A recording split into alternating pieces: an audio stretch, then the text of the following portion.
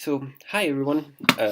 Today I'm gonna show you the process where I'll be uh, creating the sprite and the repeat texture for this red line, which is going to be like a very long vine with spikes on it. So once Grapple Bear touches it, it's immediate death. It's going to do the same thing as the lava would do on the bottom side here, but lava doesn't flow there on the top. So the way this level looks at the moment, I'll be showing you. So there's the wind mechanic down here, which basically like lets Grapple Bear float a little bit, but if he floats too high up, then it will reach the red line, which is going to be the vine. So you see, like you can I don't know if you can actually reach it from here. You can't reach it from there. Okay, so basically the way you do this level is like you go a little bit further. You start like around here, and if you shoot yourself from there, then you will start flowing far away, but you don't go as far as you're supposed to. So you go a bit further, and then you hook onto the brick, the Mayan brick, and then shoot yourself across the level, and then you'll reach the flag eventually. And basically what this level is missing, and this sprite, the spiky vine repeat texture will be in other levels as well, but but this is like one of the most important elements of this level, the vines. So I'll show you how I do this in Photoshop. It's I show you the coloring process, what I do with the outlines, what kind of filters I use, and more importantly, how to make it repeat on one of the axes, because I don't want it to repeat both axes, just one side. So I'll have all the vines in this one file, and I'll name vine number 1 this layer, and then I click on it, convert to smart object. I'll do this so I'll be able to save it out from there much easier, and then I'll open up that smart object. This is basically another Photoshop file. Yeah, and it's important when you do this, sample all layers, which means that I put these lines on a different layer because I don't want that to be part of the final drawing. And then I hold down Shift right now, and then I just keep on adding to this selection, which is still supposed to be transparent, which are these parts. There. That's a big spike there. That's the background. That's the background. That's the background.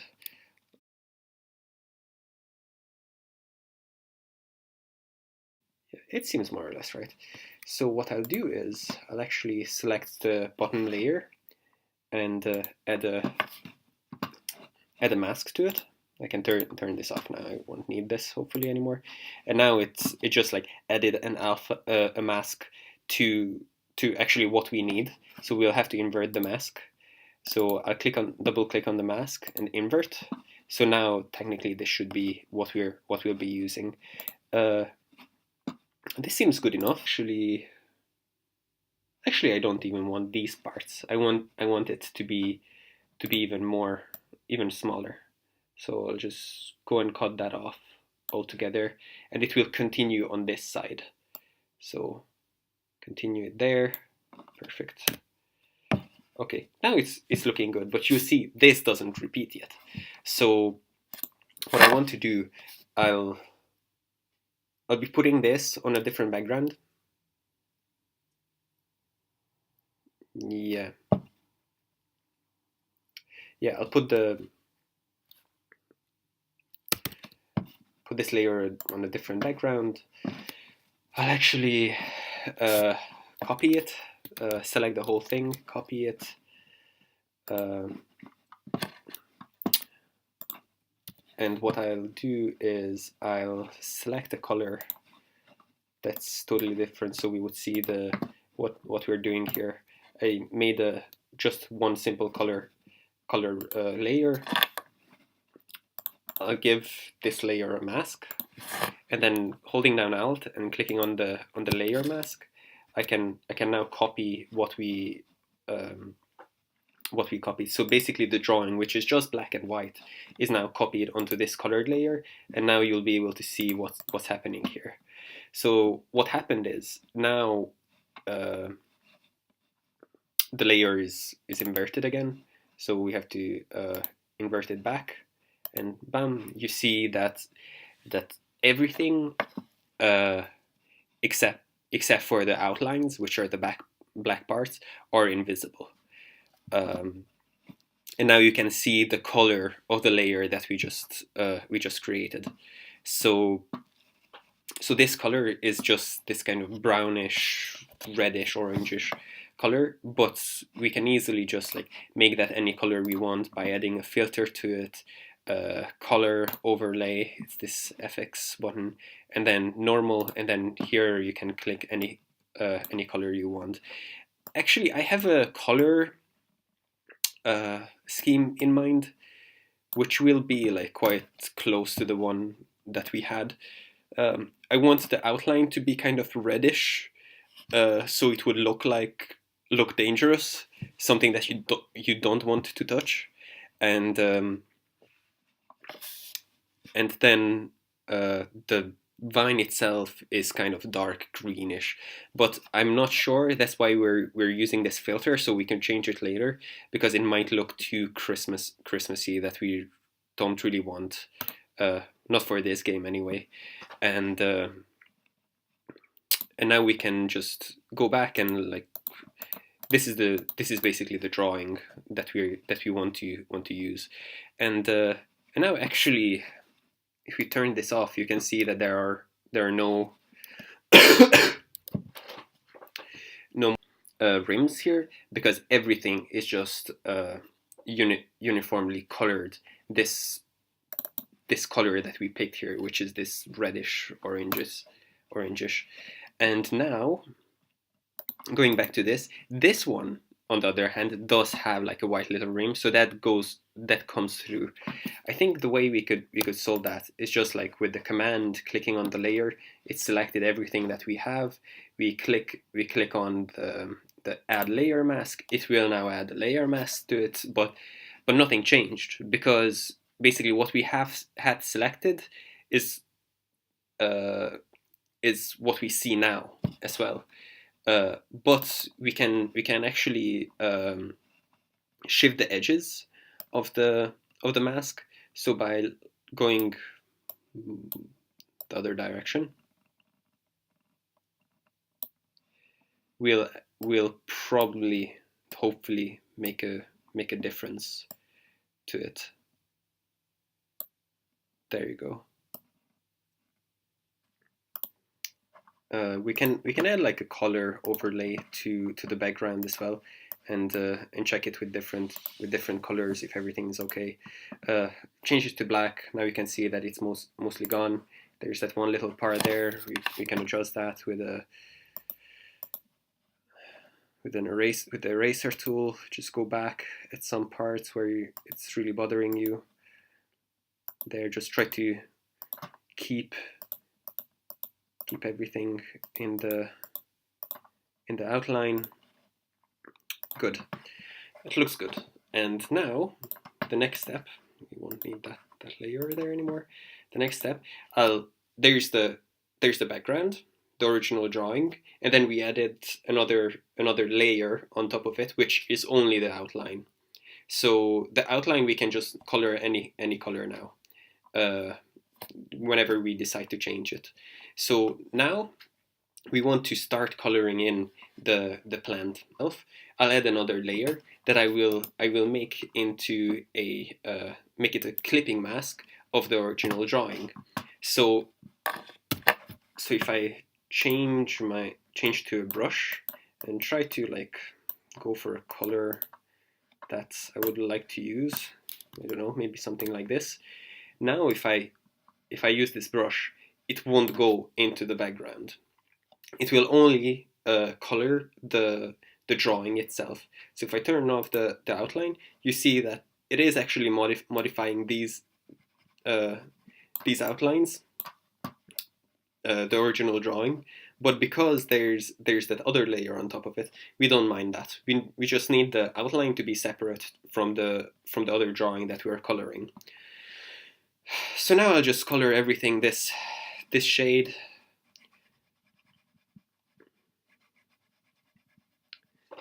Yeah, and now I will try to color it a little bit.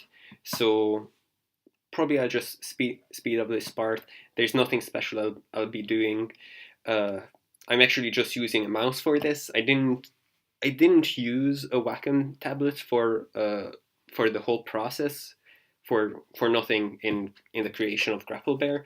I just used the mouse and my MacBook, and whenever I need some details, that I want something smooth, a smooth line, for example. For example, let's say that I want a little bit darker color here under the vine, then I just do straight lines. So holding down Shift and by clicking, I just do straight lines, and that seemed to work out fine. If there is like another detail where I felt like it needs sharper edges, I'll go back with the background color and then take it off. So here there's a spike, take it off, and now it has like a nice sharp spiky area there. But I'll probably won't have that color there. Probably I'll be experimenting a little bit, and then later we're gonna make it into a repeat pattern, because it doesn't repeat yet.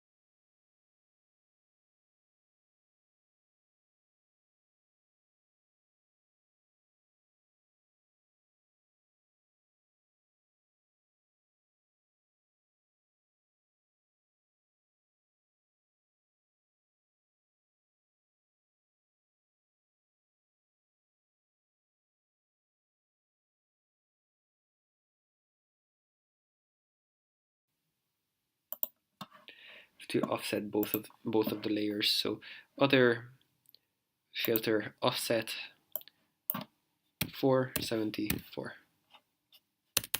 Why do I 474 there? Vertical. No, that's not good. Horizontal is what we need. This has to be 0. This has to be 474. And now it's good. And it's not good. So let's see what's going on. So I'll turn this layer off, turn the background on, so you'll see. So what it did, it actually like split in half and put the two things side by side. So now here in the middle part, we see the two sides matching. So this is how it would look repeated, because I want to repeat it on these two sides, and we have to fix that. So what we do, I undo that offset, I go back, and I put the two layers in one group. So now I'm kind of adjusting where I want the edges to be, and I'm gonna transform the full group. So the outline and the background color is in the same group, so both of them will be translated at the same time. And now holding down Command on the Mac or Control on Windows, I can now adjust the skew, basically the corners, and hold these, or try to put the edges where the rulers are, where the ruler is. And now when I'll offset it again, it will be almost okay. So there will be much less to fix. Okay.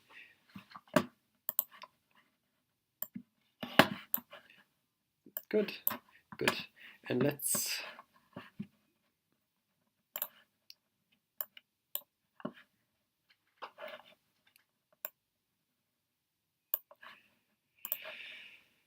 see what we got for ourselves here.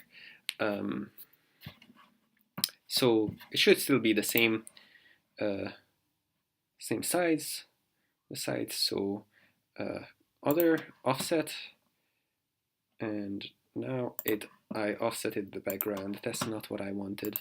I want to offset that layer and this layer, and now I offsetted both layers.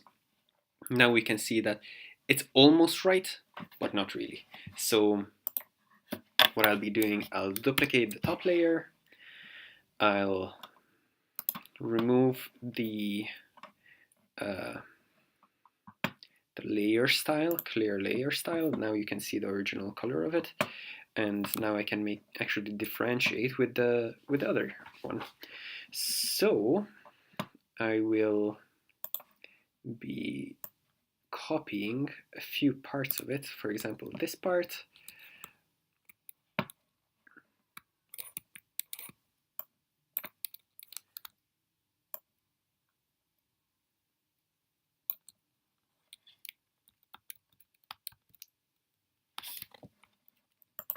That's not what I wanted. I have to find a nice straight line. This will be perfect here. So I'll copy this part. Yes, Control C, Control V, and I will be able to place that there now, making it flush. Perfect. So now I can merge these two layers, and I'll actually erase some parts here. I'll actually make this disappear. Erase some parts there, so it will repeat seamlessly. And let's see, there are a few parts there. That's actually just very tiny. That's not going to be good, because then the background layer will show. But I can just erase a bit of that as well. So there, I'm just using the eraser tool to get rid of those bits. And now I'm feeling a bit lazy, so I'll just use the brush tool to fix those little seams. And now the layer, the outline layer seems fine. It repeats seamlessly. So if I turn this off, you can see that it looks good. It just repeats seamlessly, and it will repeat perfectly there, because that used to be the middle, that two side. So let's see actually this is how it looked, and this is how it looks now. And now I'm gonna fix up the coloring here. So this is another interesting part. Actually, there is no more clipping mask on this. So now I'm just drawing right on top of the layer. So I'll have to take care not to go over the edges this time anymore. And I'll just use the same technique as I used before. So I'll take out the brush, and holding down Shift, just fix all these seams.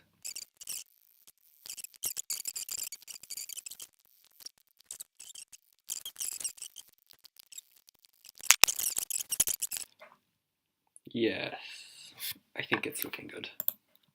Let's actually save that. So now the thing is, I changed around a little bit the height of the drawing. Therefore, I have to do again the same technique, that there wouldn't be any leftover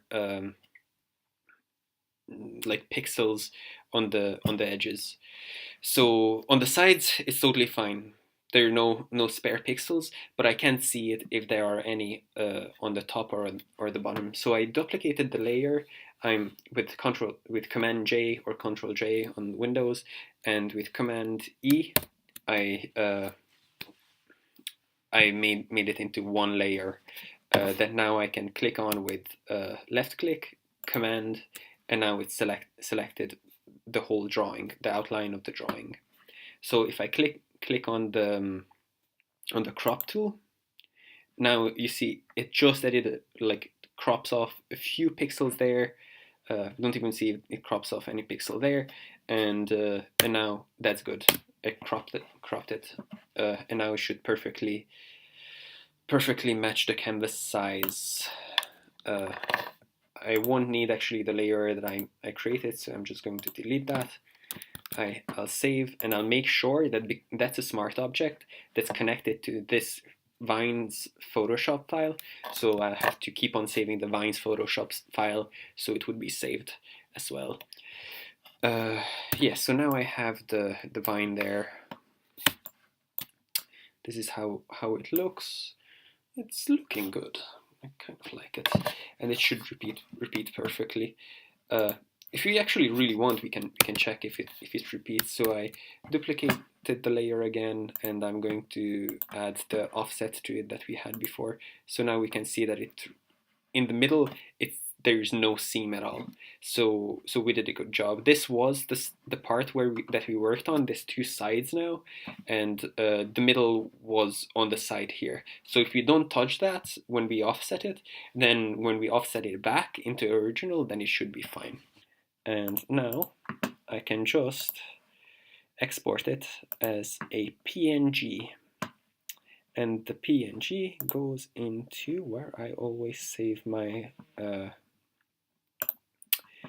my sprites. This is actually the Photoshop file, the Photoshop folder where I don't see it. It's sprite sheet, and I will save it as Vine01 and the PNG format, because the PNG format has the alpha transparent background.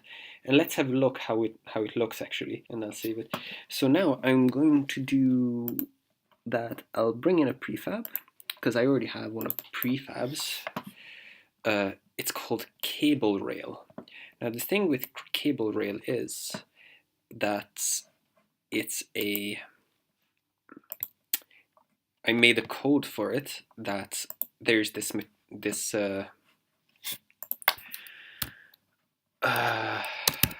object that has potentially like multiple child objects, which are just empties. They don't have any material to it.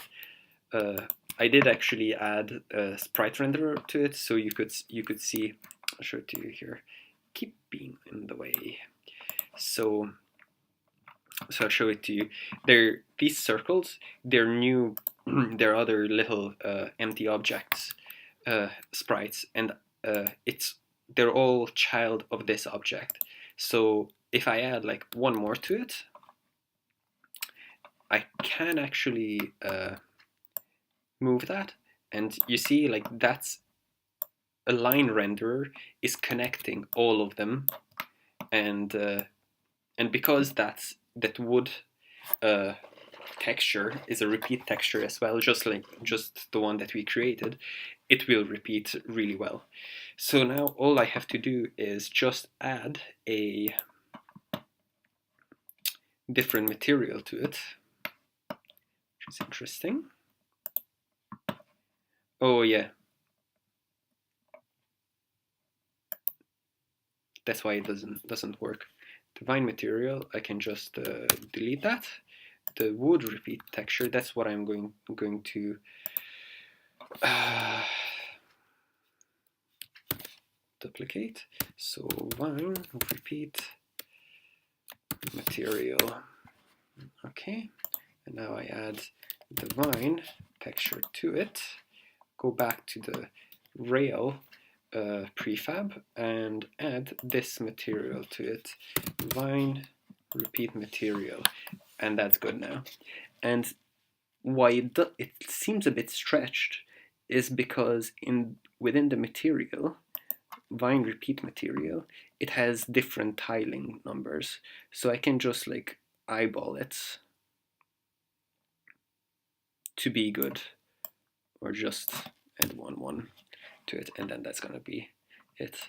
And there you go. That's how it looks. And now I have this prefab. Well, actually, I don't have this prefab yet because this was just a duplicate of the other prefab, but I will save it as Vine prefab, and now I will save it into prefab environment. Good. And I can just come in here and start placing these points where I want them to be. So I can just add a little bit of like wiggle to it. Why not? If I already have like a code written to multiple points there. The good thing about this is that that it has a collider as well. A collider that if you collide with, nothing's gonna happen because it's not the right. It doesn't have the right tag. The right tag is supposed to be trap, I think. So now if I look at the collider for this, it's this one. You can see that it's, can you see? Yes, it's running through the points. So it's actually, if you I can offset it with the button part there. So it's offset a little bit. Perfect. Yeah, and now I have it, and the whole thing is like running in in the editor mode. This is important, so I wouldn't have the little white dots there. Okay, I undid that. The prefab is now saved, but then again we saved the prefab before we adjusted the tag for the whole object, so we should probably resave the prefab, and we have to find the prefab there. Find prefab there. I saved it. It's repeating so well. Let's see if we can die by it. Then that I will call the success. Great, and now I managed to get to the other side of the level. Okay, lava still kills me. That's good. Let's see. No! No! What did I do wrong? It has to be a different tag, probably. Or I know what it is. It's actually a layer problem because I copied the other prefab. I'll show you. I made, yes, this layer has is a wire layer, which is wrong. I'll adjust it to default. No, just this object is enough if I change it there. Yeah, let's save it again. This is going to be fine now. The problem was that the wire layer actually doesn't connect or has an effect on the bear player. I don't know how I named it, bear layer, because the bark or the repeat texture of the wood doesn't have an effect on the bear. It only has an effect on the circular log. So if the circular log can roll onto it, but you can just like fall right through the that repeat texture or that material. But let's have a look if it works this time in the game, that all the drawings is made with the same fine liner, so 0.5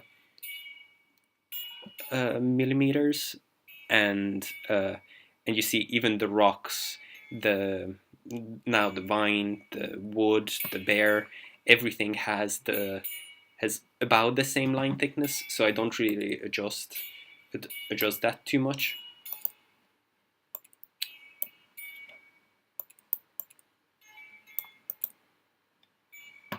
Let's have a look. And now it worked. Awesome. Yay! And now we can go all the way to the other side and die in the lava. Perfect. The problem with Grapple Bear is, compared to my previous game Denzel, where there was a story that I wrote and I was working on, that I knew when it's going to end, where it's going to end. I make certain amount of levels and then the story ends, so the game is finished. You feel satisfied at the end. But with Grapple Bear, it's a lot of satisfying uh, levels, platforming levels, um, and I can just keep on creating them, and you'll never feel like that it has ended. So I realized that the way I know that the game is done, it's beaten, is if I create a boss at the end. So I'll show you my boss design that I already opened up here. I'm thinking that it would be some kind of big statue that has like a jaw. Uh, Maybe the eyes would constantly follow you. It wouldn't move too much, but it would look kind of uncanny that it wants to do something, uh, like hurt you somehow. And it will have like two big hands on the side that will be like overgrown or like held up with these spiky vines. So you wouldn't be able to uh, go through there, and these hands would go up and down all the time. So you'll only have a certain period of time when you can go in and go out, because it will always move up and down, and they will be hookable, so you can hook onto them and swing yourself. And the this big statue will have like leaves on, or moss or something that you can hook onto on its face. And the main point is that the goal, the flag, is inside its mouth, so you have to swing yourself through it, or else it will like uh, kill you with its jaw. And I was thinking that I wrote it here, low gravity wind. So this whole level would be in a wind tunnel where gravity is not doesn't affect you, so you can just like swing around and like float around it. But you have to take care, because there are the vines there connected to its hand that will constantly move. So we'll see how that will work out. But I'm really looking forward to making that level. And if you defeat that, then basically maybe with a drawing, I'll show that you defeated and finished the game. And I know that I could be doing so much more. Like I want to add so much more mechanics, so much more story. But for at least for this game, I think this will be like a really fun game, and accessible for everyone. But it will be hard to master. I think that was all for today and for this devlog. Thank you for watching, and make sure to subscribe and leave a like if you want to see more. Thank you. Bye.